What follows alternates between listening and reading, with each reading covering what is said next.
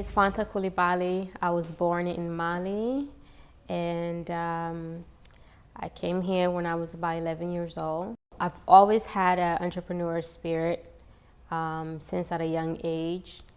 I remember back in Mali when I want to say about 8 years old or so. I used to do a lot of selling for my grandmother. I had my own little salad stand in front of my grandparents' home. So I just knew there's just something in me that always wanted to be some sort of a business owner, some sort of entrepreneur. It was in me before I knew what it was. When I was about 11 years old, it's the first time I pretty much met, I guess, knew who my father was physically. You know, he came to this country when we were little, so I didn't have any visual understanding of what he looked like until we came here. So I came here for the first time. I was able to have my mother and my father here together with my siblings. So with any African family, you know, their dreams are always to have their children grow up to go to college and do great things, become lawyers, doctors, nurses, and things like that. While I was in school, I struggled a lot academically. I was really creative. I was good with my hand. However, in the midst of my college journey, I realized, like, this is hard. This is hard. I was struggling, and I pretty much, you know, went to my dad crying and saying that I wanted to take a break. And in the midst of all of this, I was really creative with my hand. I was the one always in the family playing with my family's hair, playing in makeup. Even though I didn't wear makeup, I was still playing in my mother's makeup. So I figure, you know what? I love business. I love starting business. I love the idea of business. But I just didn't know what I wanted to do as a business. I ended up asking my father if I can take a break from school and just do something else. And I figure, you know what, let me go to school for makeup. Let me go to beauty school. And you know, I honestly did not know what was ahead of me or what all of that entailed. I Googled a beauty school near me, which was actually a cosmetology school, a word that I did not even understand at the time. I look back at all of this, it's really hilarious. So I go to the school and I told them that I'm interested in makeup, and they were just really eager to recruit students at that time, and I didn't even think they cared about what I was saying. They said, yeah, sure. They signed me up, and literally like the first day of school, I'm asking, when are we going to do makeup? And I remember my instructor saying, like, we'll get there. So I'm like, okay, cool. Like, the whole idea of the cosmetology school wasn't too far-fetched for me. Again, because I'm good with my hand, I'm creative. I just really love anything beauty. So I didn't mind going through other chapters of other learning before we get to the makeup chapter. But I tell people all the time that I became a hairstylist by accident, because that really truly wasn't my intention when I went to that school. I kind of figure it's kind of like college, you know, you kind of go and there's different majors. So I just wanted to major in makeup. But it turned out cosmetology school is actually 90% hair and 10%, you know, split between different areas. And, you know, I just went through the flow of everything, and, you know, was truly excited. It was honor. I took that learning really seriously, and I graduated from cosmetology school 2008. It was a really proud moment for me. I just knew that I wanted to, it's like there was always something in me when I dropped out of university that I wanted to prove. I wanted to prove something to maybe to myself, but I would probably say to my family, because they really was not happy, especially my mother. She just always figured that I could be doing something better other than hairdressing. As we all know, like, hairdressing is one of those careers that is looked down upon. And this is everywhere, you know, Africa here is just something that is not the most respected field. For me, I knew that I didn't want to be looked at as just a hairdresser. Like, I'm a businesswoman. For me, what I do is more than just doing hair. So, you know, I graduated, and I really truly just wanted to dive in and soak in as much as possible in this industry. And for me, so far, it has been a beautiful, beautiful journey so far. In the midst of this whole hairdressing journey, I think about 2 years into it, I'm truly just really excited about everything. One of my clients, you know, who was really interested in a small lock that I had in my hair at the time. And I actually discovered that small locks when I was in beauty school. So I'm walking around with a natural hair with a locks, and I'm doing clients with relaxers, cut and color. I'm doing men's haircut, I'm doing makeup, I'm doing waxing. I'm doing everything other than what I truly just desire for myself. And one of my clients was like, hey, I want what you have. And I'm like, okay. I never really thought about it because I'm just this really excited, eager, newly licensed cosmetologist, and I just want to do everything in that area. So I figure, you know what, no problem. If you want that, I'll go and learn about that, and I'll do that for you. This was back in 2010. I pretty much provide the service for her, and then with word of mouth and the locking service basically took over my entire clientele. So, and this was at the rise of the natural hair industry, 2010, 2012, and everybody was pretty much interested in going natural. And this is at the time when I declared for my salon to be natural, to go natural and provide only natural services. I just basically embraced, you know, everyone that was interested in doing this small locks, and it was basically history from there. Now our entire salon is pretty much known to be, you know, this micro-sized lock salon. We're known for that now. After, you know, beauty school, I worked in several salons. That's how serious I was. I truly just want to soak in as much as I possibly can. I worked in several salons before I decided that you know what, I wanted to do my own thing. And my father was really proud in helping me transform, you know, our family's basement into a salon suite for me, essentially. And that's where I started my business. And I would say maybe about few years in running my business in my parents' basement, I decided to move into my first salon suite, and this was in 2012. And you know, that's when Fanta Hair Studio was born, my beloved salon.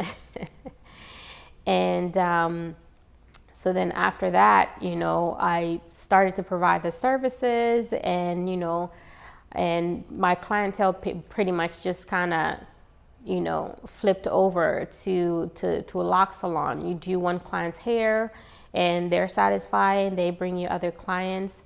So yeah, that's where, you know, that's where all of that started. So basically, you know, I have been pretty much dominating this small lock space, and I'm truly thankful for the notoriety, for people loving my work, and you know, my peers also admiring what I'm doing. I'm truly grateful for that. When I started out, again, when I started out doing the small locking, which is basically the space that, we're pretty much leading now. I was affiliated with another brand where I initially learned about the small locking space. But unfortunately, with this brand, there's a lot of limitation. And for me, I will always think outside of the box. I'm not the type to be trapped into anyone's box or anyone's corner. I just know that I have so much gift to share with the world. And with your work just being incredible in the industry, you get invited to different hair seminars and hair shows and things like that. People want to learn from you and things like that. So these were opportunities that I wanted to explore. Of course, with any business, the idea is for you to be able to do this business and make a profit and make a living for yourself. And to be affiliated with a brand or a company that wouldn't allow you to explore these opportunities in order to make a better living for yourself, that just wasn't going to work for me. So I just had to find other ways to disassociate myself from that affiliation and basically create my own lane so that I'm able to explore all of the possibility in this industry, and which is exactly what I did. I disassociated myself from this brand and basically gave birth to what we know now as TINYLOCS. So TINYLOCS is it's our trademarked brand. I'm proud to say trademark because it takes a lot, for that process to happen. It's a lot of it's a serious move. It's a huge responsibility. You don't want to just willy-nilly just trademark the word if you don't have intention in doing great things with it. So that's why I take a great pride in that. So our brand TINYLOCS is a huge umbrella, and our whole goal and idea for TINYLOCS is basically to provide opportunities and through education in this small locking space, not just for the professionals, but for the entire community as a whole. We have an academy which currently is online based. And we also have events that we are currently in the process of putting together in order to create a stronger community for this space, for this sector of natural hair community. This is something that is lacking. And I know that one thing that I'm good at is finding void and filling it. This is the true entrepreneur spirit in me, because this is truly what it means to be an entrepreneur, is to find problems and create solution for them. So since I started out in this space, I just noticed a lot of division, division between, different type of locking, and a lot of miscommunication, a lot of misinformation being passed around.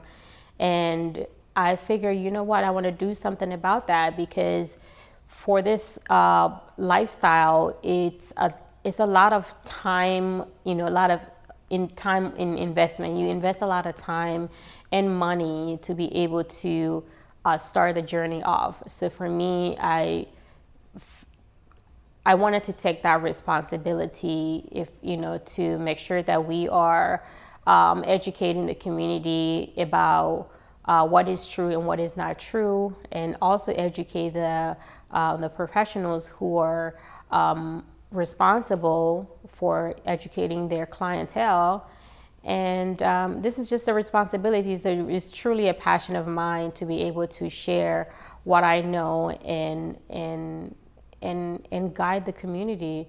So the brand is truly just here to serve the micro lock community, the small lock community. Our educational platforms are through our educational platform and through our community events. So I'm, just really proud to start, the TINYLOCS experience, which it's basically a social networking event bringing the community together, the entire community together for a learning opportunity, for networking opportunity, for bonding. We need to create a space that's truly inclusive. As a Black woman in America, there's just so much division already among us. So the last thing we want to do is to be divided for silly things such as what this particular hairstyle is called and what is not, what it isn't called. So for me, I just didn't understand any of that. So the TINYLOCS brand is basically here to change that. We are here to spread positivity, to spread opportunity, through inspiring you, through educating you, and through empowering you, because the microlock journey is truly a blessing. I'm just so honored, so grateful to have my beauty career sort of morphed into what it is now. I'm thankful for sure.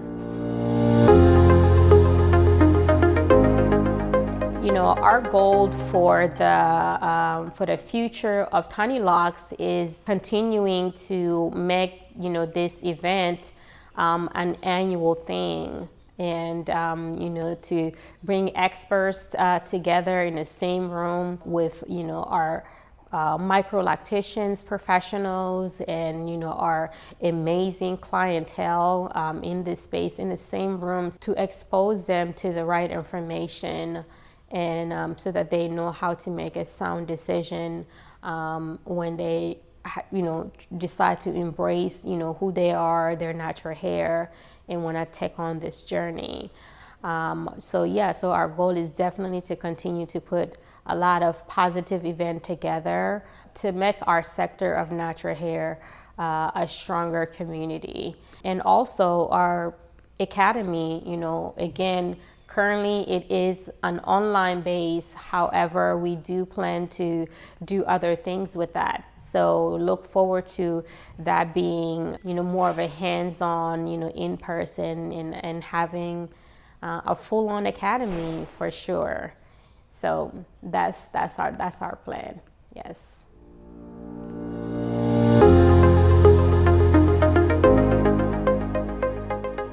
My advice to the community is that anyone who is interested in becoming a micro-lactation specializing in small locks is to be mindful about your reasoning behind wanting to provide this service.